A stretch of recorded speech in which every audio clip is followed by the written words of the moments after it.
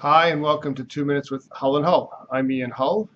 In today's podcast, we're going to cover a topic that many Ontarians and many people across Canada don't entirely understand, in my view, relating to the status of an individual who lives common law. Now, when you die and you're a common law spouse, you are treated very differently than you are treated as a married spouse.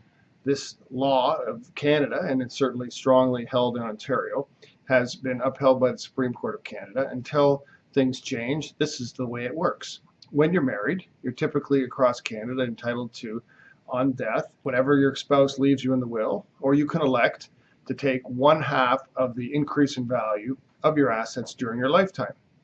That's sort of a general rule that applies to married spouses.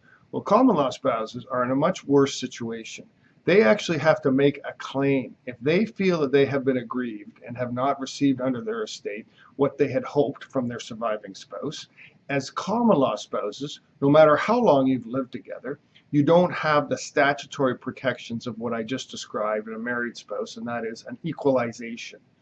The common understanding with married couples is that when you divorce or when you die, you're going to get at least half of the money and half of the estate.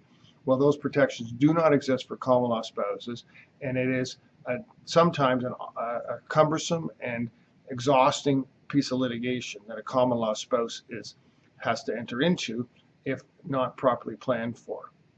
So knowing that, on my next podcast, I'm going to talk a little bit about what can be done to make sure that common law spouses are treated fairly and properly on death, and most importantly, that you avoid litigation in the long run. So thanks so much for joining me with 2 Minutes with Hull and Hull.